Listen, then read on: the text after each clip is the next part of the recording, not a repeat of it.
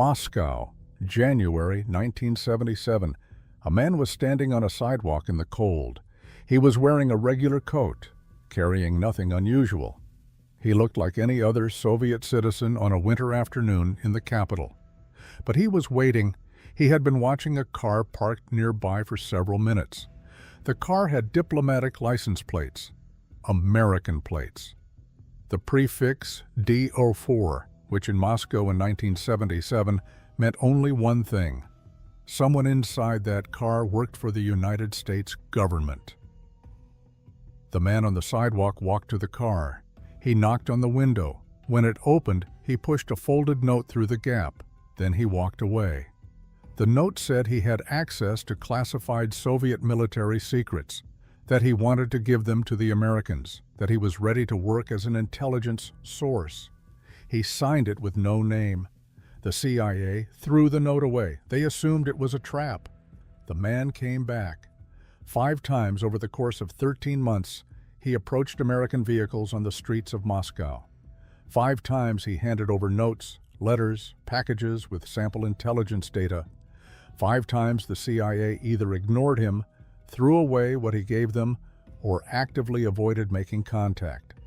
They thought no Soviet citizen would voluntarily walk up to an American car in broad daylight in Moscow, one of the most surveilled cities on Earth, unless the KGB had sent him. They were wrong. The man's name was Adolf Tolkachev. He was 50 years old, an electrical engineer, a chief designer at one of the Soviet Union's most classified military research institutes. And he was not working for the KGB. He was working against the system that had destroyed his family. Over the next 6 years, Tolkachev would hand the CIA information that American analysts described as being of incalculable value. Information that saved the United States an estimated $2 billion in defense research. Information that revealed the complete technical architecture of Soviet radar systems, avionics, and next-generation fighter aircraft, 10 years before those aircraft were built. He did this on the streets of Moscow, within 3 miles of KGB headquarters, using a miniature camera the size of 2 stacked coins, photographing classified documents during his lunch breaks, and hiding the film in a secret compartment in his apartment ceiling that his own wife did not know existed. He was never paid what he was owed. He never left the Soviet Union. He was arrested in 1985, tried, and executed in 1986. His portrait now hangs in the lobby of CIA headquarters in Langley, Virginia. He is the only Soviet citizen ever given that honor, and most people have never heard his name. Context. Target, 10 minutes. 8,500 words. Adolf Georgievich Tolkachev was born on January 6, 1927, in Aktyubinsk, in what was then the Kazakh Soviet Socialist Republic, a remote industrial city in the southern steppe, far from Moscow and far from the centers of Soviet power. His family eventually relocated to Moscow, where Tolkachev received a technical education and graduated from the Kharkiv Polytechnic Institute with a degree in electrical engineering. By the late 1960s, he had built a career that placed him at the center of Soviet military technology. He worked at the Phasotron Scientific Research Institute of Radio Engineering, known by its Russian acronym NIIR, a classified facility in Moscow that designed the radar systems used in Soviet fighter aircraft. Tolkachev was not a peripheral figure in that organization. He was a chief designer, a senior technical authority, a man whose work directly shaped the capabilities of aircraft like the MiG-25, the MiG-29, and the Su-27. He sat in a large open office with 24 other engineers. He had access to documents far beyond the scope of his own projects. And for years, he said nothing to anyone about what he was thinking. To understand why Tolkachev made the decision he did, it is necessary to go back further than 1977, further than his career at NIIR, further than the Cold War. it is necessary to go back to Stalin. Tolkachev's wife was Natalia, known as Natasha. Her parents had been caught in the machinery of Stalinist repression in the 1930s, the period of Soviet history known as the Great Terror, when the state arrested, imprisoned, and executed millions of people on charges that were routinely fabricated or based on anonymous denunciations. Natasha's mother was shot. Her father was sent to a labor camp in the Gulag system, where he spent years under conditions that the Soviet state designed to be lethal. He survived. He was released in 1955 after Stalin's death. He found his daughter, now grown. They had a brief reunion, and then he died.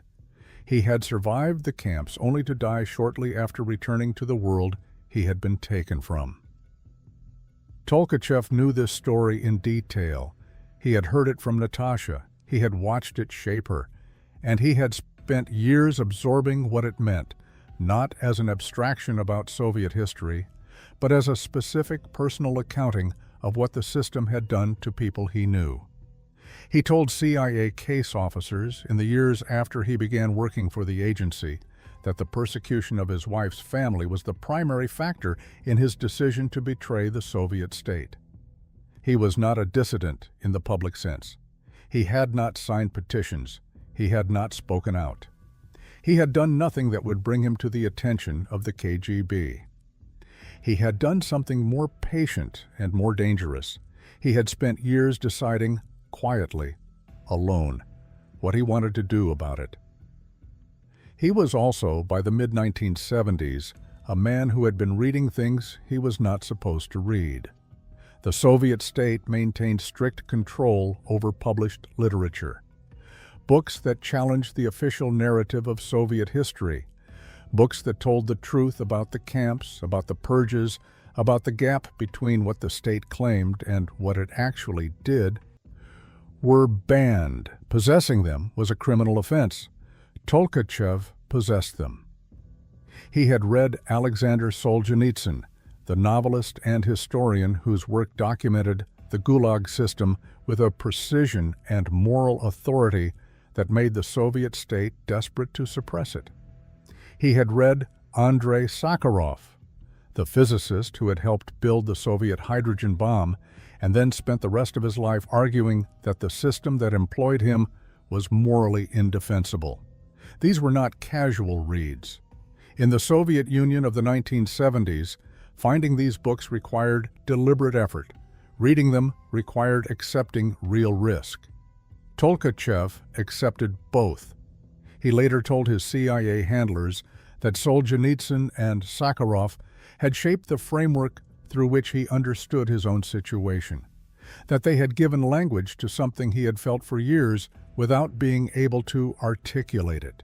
He described himself, in writing, as a dissident at heart.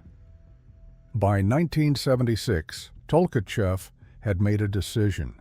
He was going to contact the CIA. The practical challenge was extraordinary. Moscow in the 1970s was one of the most comprehensively surveilled environments on Earth. The KGB maintained a network of informants, surveillance cameras, foot patrols, vehicle tails, and electronic monitoring that covered virtually every interaction between Soviet citizens and foreign nationals. Americans in Moscow, especially those at the U.S. Embassy, were followed as a matter of routine.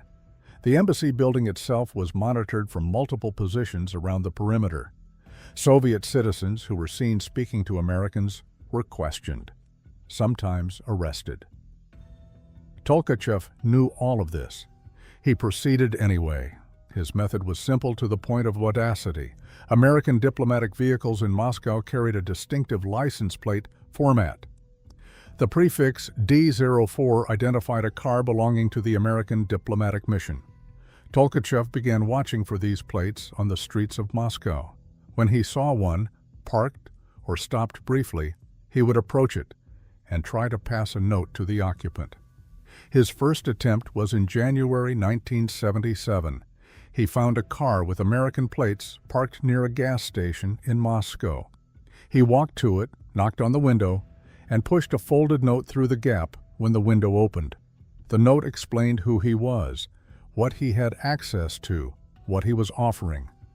He signed it, a Soviet citizen who is deeply concerned about the state of the world. What happened next was something Tolkachev could not have known. The man whose window he had knocked on was Gardner Hathaway, the chief of the CIA's Moscow station. In any normal circumstances, this would have been an extraordinary stroke of luck. The first person Tolkachev approached happened to be the most senior CIA officer in the Soviet Union. But the timing was terrible. The CIA in Moscow in early 1977 was operating under conditions of extreme institutional caution. Several ongoing operations had recently been compromised. 2 case officers had been expelled from the country. The new Carter administration was preparing for diplomatic engagement with Moscow and had made clear it did not want intelligence provocations to complicate relations. CIA headquarters in Langley had issued guidance instructing the Moscow station to avoid new operational risks. Hathaway received Tolkachev's note. He forwarded it to headquarters. Headquarters evaluated the approach and concluded that the probability it was a KGB provocation, a dangle in intelligence terminology, a fake asset sent to entrap CIA officers, was too high to justify contact. The note was not acted on. Tolkachev came back. In February 1977, in March 1977, each time with new letters, new samples of intelligence. The letters became more detailed, more specific. He described the exact nature of his work at NIR. He described the categories of information he had access to. He described his motivations. In December 1977, he found a man getting out of an American-plated car at a Moscow market and handed him a letter directly. The letter was passed through channels to CIA Moscow station and then to headquarters. This time, the sample intelligence included in the package was assessed as genuinely interesting, still not conclusive, but no longer something that could be dismissed as easily fabricated. Headquarters remained cautious. In early January 1978, CIA headquarters again declined to approve contact. The reasons were procedural. An American official had been declared persona non grata by the Soviet government the previous week. The station could not afford to lose another case officer to an operation that might still be a KGB trap. Tolkachev's fifth and final unsolicited approach came in February 1978. By this point, he had been trying for over a year. He had provided multiple samples of genuine-seeming intelligence. He had written detailed explanations of his access and his motivations. He had done everything a legitimate asset could be expected to do. CIA headquarters finally approved contact. The officer assigned to make the first personal contact was John Gilsher, a Russian-speaking case officer who had been monitoring Tolkachev's approaches since they began. On March 5, 1978, after spending hours executing a surveillance detection route through Moscow to ensure he was not being followed by the KGB, Gilsher called Tolkachev at home from a public telephone near the Bolshoi Theater. It was 10 o'clock at night. He identified himself as Nikolai. The name Tolkachev had suggested should be used in one of his letters. He confirmed that Tolkachev's materials had reached the right people. He told him that American intelligence was interested in continuing. The voice on the other end of the line was steady, calm. Tolkachev had been waiting for over a year for this phone call. He had approached 5 American vehicles on the streets of Moscow, knowing that if any one of those approaches had been reported to the KGB, he would have been arrested before he ever spoke to a CIA officer. Now someone was finally calling back. The first face-to-face meeting between Tolkachev and a CIA officer took place on January 1, 1979. New Year's Day, John Gilsher had spent hours on a surveillance detection route through the streets of Moscow, following a pre-planned route designed to identify and lose KGB surveillance teams before any operational contact. The CIA's Moscow station operated under the assumption that every officer was being watched at all times. The question was not whether surveillance existed, but whether it could be identified and evaded long enough to make a meeting possible. Gilsher determined he was clear. He made his way to the designated location and met Tolkachev in person for the first time. What Tolkachev handed over at that first meeting stopped the operations case officers cold. 91 pages of handwritten notes, technical specifications, circuit diagrams, performance data, and design formulas covering Soviet radar systems that American analysts had been trying to understand for years. The handwriting was precise and methodical. The content was detailed to a degree that suggested not just access to documents, but deep technical understanding of what those documents contained. CIA analysts who reviewed the material within days of the meeting described it as being of incalculable value. Not useful, not significant, incalculable. The operation was assigned a cryptonym, CKS Sphere. In CIA internal communications, Tolkachev was referred to as Sphere. Over the next several months, the flow of intelligence became a torrent. Tolkachev's method was systematic and extraordinarily dangerous. Each day at NIIR, he would identify classified documents relevant to the CIA's collection requirements, which his handlers provided at each meeting, drawn from the priorities of U.S. Air Force and defense intelligence analysts. He would sign the documents out of the Institute's secure archive, ostensibly for use in his own work.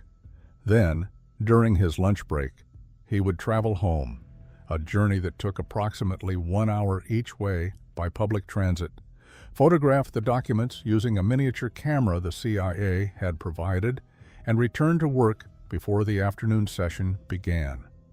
The camera itself was a piece of engineering that most Soviet engineers in 1979 had never seen. It was roughly the size of two 50-kopeck coins stacked together. CIA technical officers had loaded it with specially formulated microfilm that could capture readable text from documents held at arm's length. Tolkachev could photograph a complete page in approximately 3 seconds. He photographed hundreds of pages per session. By June 1980, 18 months into active operations, Tolkachev had passed the CIA more than 200 rolls of exposed film. Each roll contained images of classified documents. The aggregate intelligence covered radar systems for the MiG-25, preliminary designs for the next-generation MiG-29 and Su-27 fighters, weapons-aiming radar technology including look-down, shoot-down capability, and electronic warfare countermeasures that the Soviet air defense system was developing to defeat American low-flying aircraft and cruise missiles. American analysts worked through the material methodically. What they found, in document after document, was that U.S. assessments of Soviet aviation capabilities had been systematically wrong, not because American intelligence was incompetent, but because the Soviet classification system had been effective. The actual performance envelope of Soviet fighters was different from what American planners had assumed. In some areas, the Soviets were more capable than believed. In others, significantly less. Both types of revelation were valuable. One document in particular changed the course of an active American defense program. The U.S. Air Force was in the middle of developing a $70 million electronics package for the F-15 Eagle, the frontline American air superiority fighter. The package was designed to defeat Soviet radar systems based on American analysts' best understanding of how those systems worked. Tolkachev's intelligence revealed that the understanding was wrong. The Soviet radar architecture was fundamentally different from what the F-15 electronics had been designed to counter. The Air Force scrapped the package. The $70 million program was canceled and redesigned from scratch based on Tolkachev's data. It was the single most publicly documented example of the operational value of what he was doing. But it was not the largest.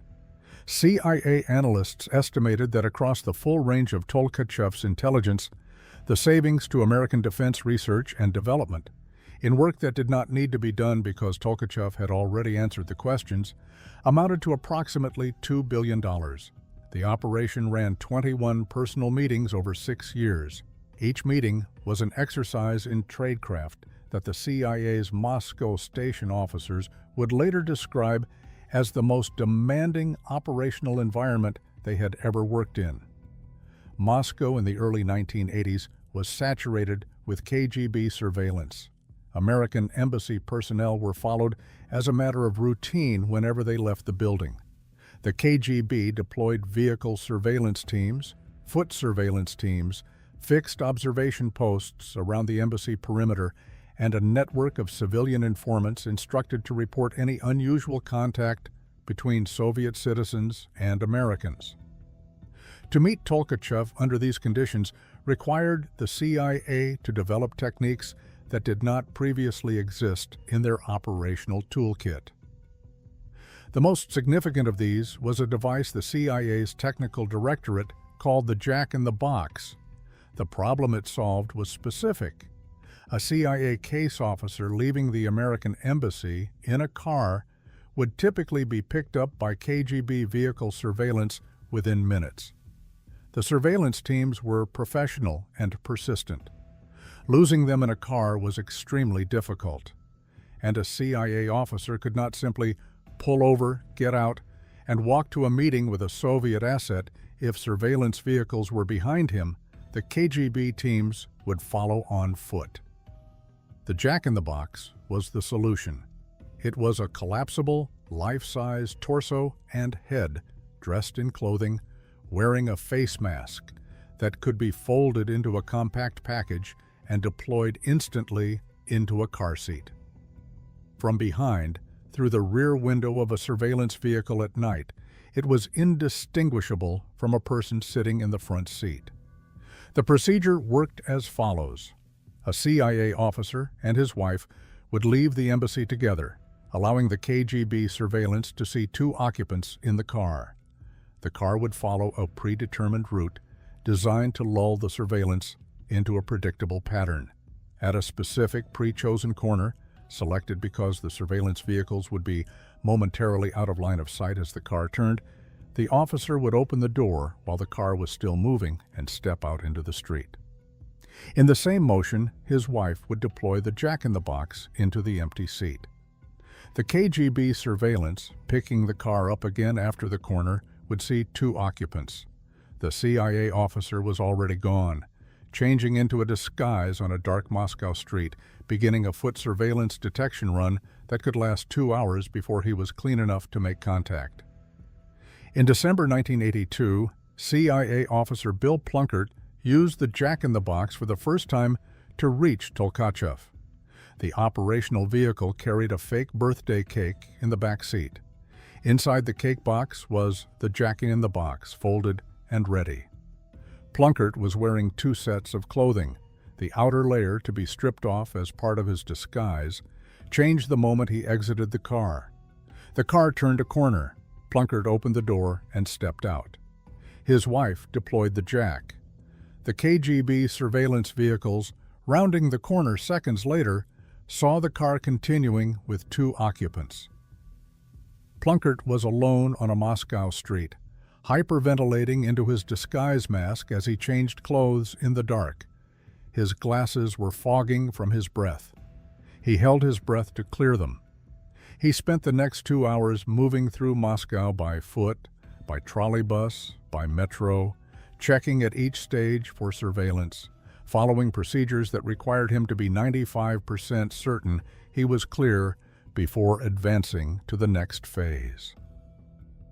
When he finally reached the designated meeting point, he found Tolkachev waiting. It was their first meeting. The meetings themselves were brief by necessity. Tolkachev would hand over the film rolls he had accumulated since the previous contact. The CIA officer would provide new film, new cameras when needed, new collection requirements, lists of specific technical questions that American defense analysts needed answered. Sometimes there were payments in rubles, though Tolkachev's relationship to money was unusual. He asked for large sums. The CIA eventually set aside an escrow account of $4 million in his name, the largest payment ever arranged for an agent in CIA history. But rubles in Moscow were a problem. Tolkachev could not deposit large amounts in a Soviet bank without attracting attention. He could not spend freely without creating a lifestyle inconsistency that the KGB might notice. The money accumulated in an account he could not access. What he asked for instead, and what the CIA found far more practical to provide, were things that could not be purchased in the Soviet Union. Books by Solzhenitsyn and Sakharov, printed abroad, banned inside the country. Western rock music for his teenage son, albums by bands like Uriah Heep, which the Soviet state considered ideologically corrupting, and which were therefore unavailable through any official channel. Art supplies of the kind that Soviet stores did not stock. He also asked for a cyanide pill. The CIA provided it. Tolkachev kept it on his person at all times during the years of the operation, but he developed a specific practice around it that one of his case officers later described as among the most striking details of the entire case. Whenever Tolkachev was called into the office of his supervisor at NIIR, which happened occasionally, as it does in any large research organization, he would place the cyanide pill in his mouth before entering. Not swallow it, hold it between his cheek and his gum in the manner of a chewing tobacco pouch. If the meeting turned out to be routine, a project review, a scheduling question, an administrative matter, he would return to his desk afterward and take the pill back out. Place it back in its hiding place. Continue working. He did this not once or twice. He did it routinely for years, every time he was summoned to a superior's office unexpectedly. By 1983, the operation was running at its highest level of productivity. Tolkachev was producing intelligence faster than the CIA's analytical teams could fully process it. The material covered systems that would not be operational for years. Tolkachev was providing the specifications for weapons that were still in development. Intelligence that American analysts called prophetic. It answered questions about Soviet capabilities before those capabilities existed. A Defense Department memorandum, later declassified, stated that even if Tolkachev were arrested and the Soviets discovered the full scope of the operation, the value of the intelligence already collected would not diminish for at least 8 to 10 years. Then things began to change. In late 1983, the KGB significantly intensified its surveillance of American embassy personnel. Several planned meetings with Tolkachev had to be aborted because CIA officers could not get clean enough to make contact safely.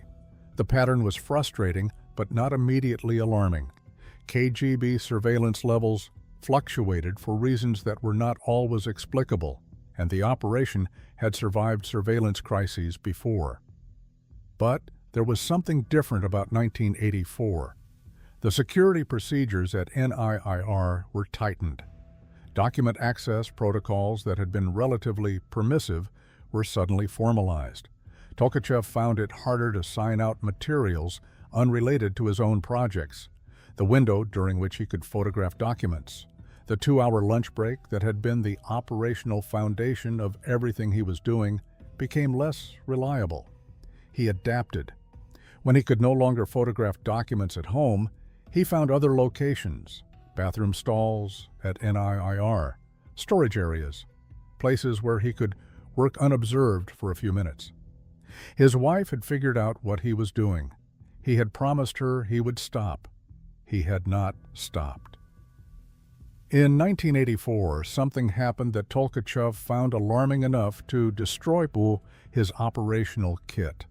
There had been an investigation at NIIR. He did not know exactly what it was about. He did not know whether it was connected to him, but the uncertainty was sufficient.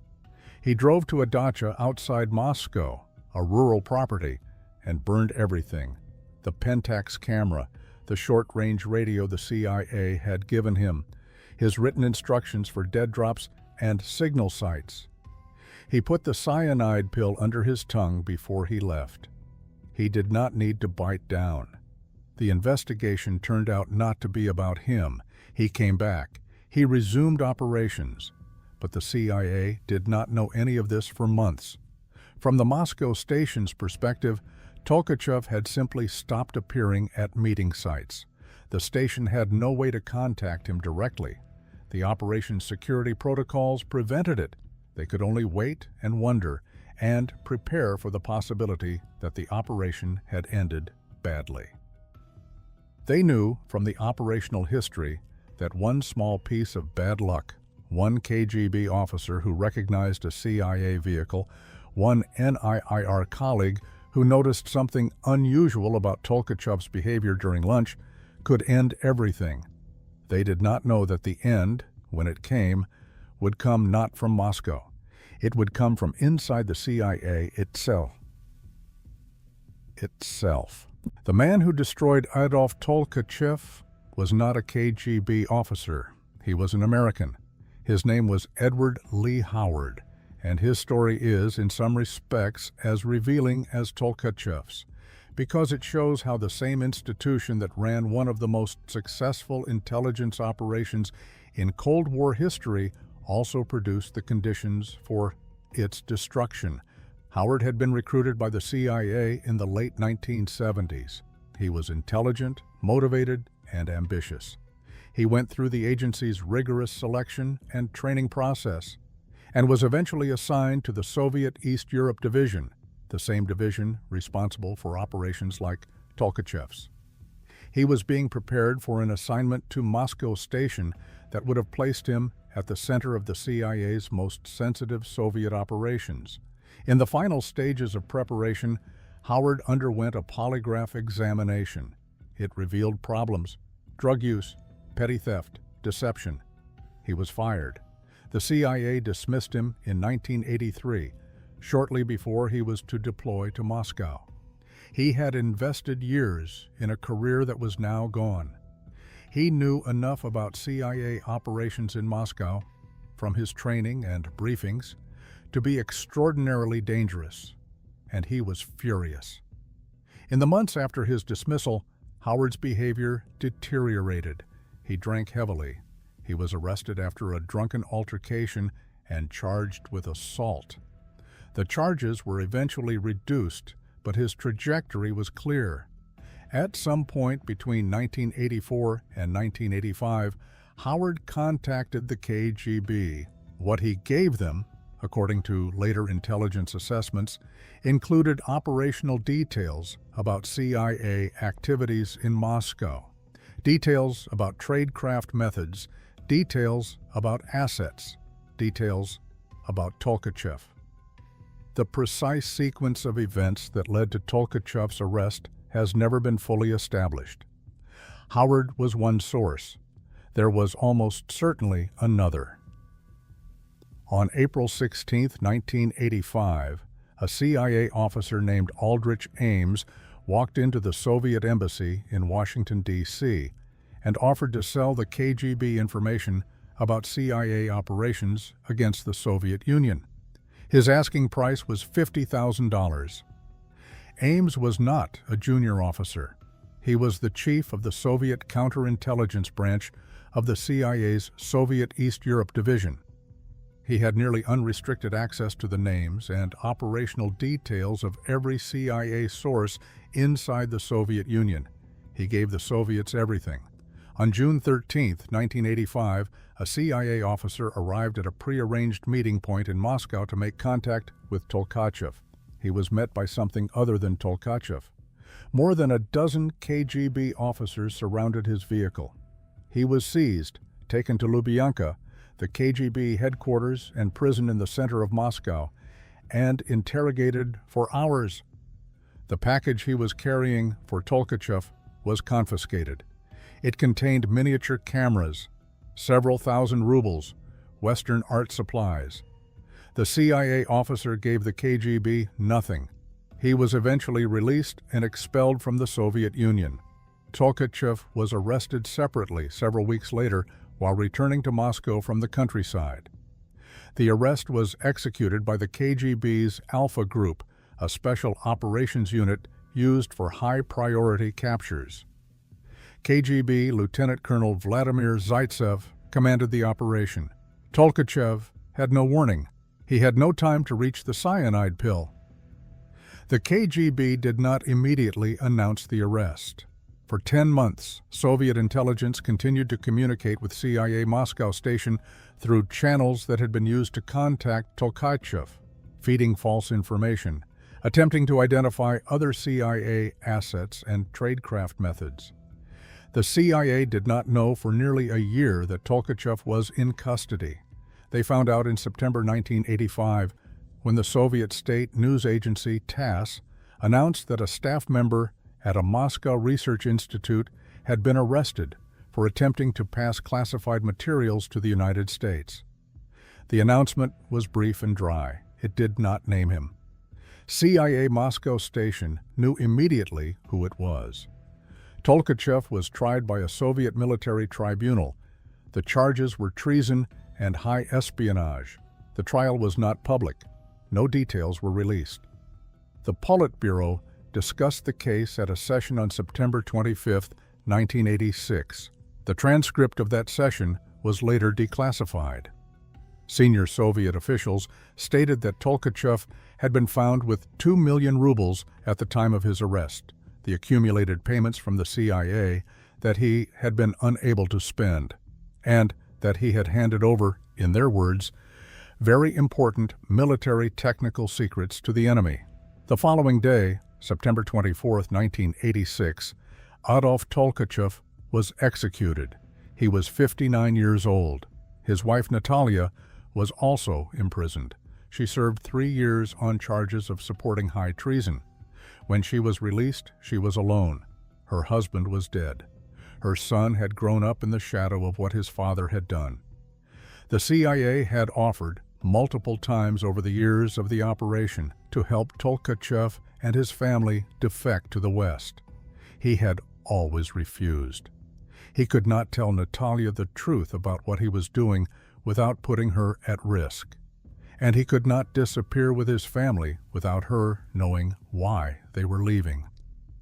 The compartment he had built around his secret, the same compartment that had kept her safe for 6 years, made it impossible for him to take her with him. He stayed, and he kept working. And when the end came, it came for both of them. The intelligence that Adolf Tolkachev produced between 1979 and 1985 did not sit in CIA archives. It was used. American defense analysts worked through thousands of pages of technical documentation on Soviet radar systems, avionics, and fighter aircraft capabilities. What they found shaped American military procurement, research priorities, and tactical planning for the decade that followed. The $70 million F-15 electronics package that was scrapped and redesigned was one public example. The deeper effects were less visible, but more consequential. The CIA's formal assessment, documented in declassified materials, was that Tolkachev's intelligence saved the United States approximately $2 billion in defense research and development. But the dollar figure understated what had actually been transferred. What Tolkachev provided was not just money saved, it was time. He handed American analysts the answers to questions they had not yet figured out how to ask. He described systems that were still in development, not yet operational, not yet visible to any other intelligence source. He gave the United States a technical lead in certain areas of aviation warfare that no amount of money could have bought through independent research in the same time frame. The consequences became visible in 1991. Operation Desert Storm opened with an air campaign against Iraqi forces equipped with Soviet-made air defense systems. The radar technology, the fighter aircraft, the electronic warfare capabilities that Saddam Hussein's military had acquired from the Soviet Union, the systems that American pilots would have to defeat in the skies over Iraq, were the same systems that Tolkachev had photographed during his lunch breaks in Moscow a decade earlier. American aircraft losses in the air campaign were essentially zero.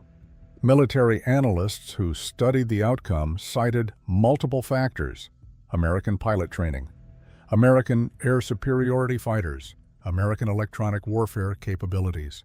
But running through all of those factors was a common thread. The United States had spent the 1980s designing its aviation capabilities around a precise technical understanding of Soviet systems, an understanding derived in significant part from one engineer photographing documents in a bathroom stall at a classified research institute in Moscow. The same outcome repeated in the Balkans conflicts of the 1990s, where Yugoslav forces used Soviet-era equipment against NATO aircraft with similarly lopsided results.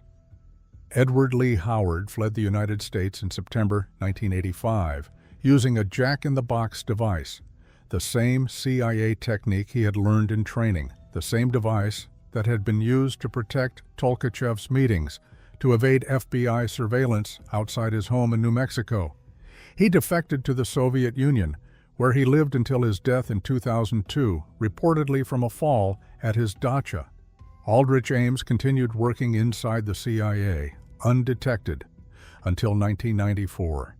In the 9 years between when he began selling secrets to the KGB and when he was arrested by the FBI, he compromised virtually every CIA asset inside the Soviet Union.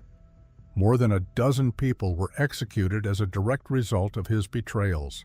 He is believed to have caused more damage to American intelligence than any mole in CIA history. He was sentenced to life in prison without parole. His wife received 63 months. He remains incarcerated. The CIA's formal history of the Tolkachev operation was eventually declassified and published in the agency's own journal, Studies in Intelligence, in 2003. The document describes Tolkachev as a worthy successor to Oleg Penkovsky, the GRU colonel who had provided critical intelligence during the Cuban Missile Crisis, and who was executed in 1963.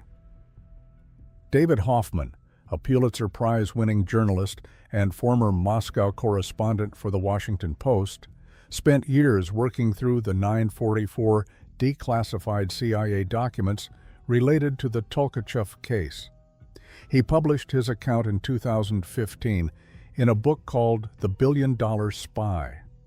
The book drew on the documents and on extensive interviews with retired CIA officers who had worked the operation. It was the first time most of the operational details, the jack-in-the-box, the cyanide pill routine, the miniature cameras, the meetings within 3 miles of KGB headquarters, became publicly known. A portrait of Tolkachev was commissioned by the CIA and painted by artist Kathy Krantz-Fieramoska. It hangs today in the lobby of CIA headquarters in Langley, Virginia. He is the only Soviet citizen ever granted that distinction, the only person who served the agency from inside the Soviet Union, whose face is displayed in the building where the people who ran him used to work. He is not celebrated in Russia. There is no monument, no official acknowledgement. The Politburo transcript from September 1986, the document in which Soviet leaders discussed his case the day before he was executed, describes him simply as someone who had handed over military technical secrets to the enemy. What the Soviet state never addressed, and what the CIA document trail makes clear, is the nature of his motivation. Tolkachev did not spy for money. The $4 million in escrow was never used.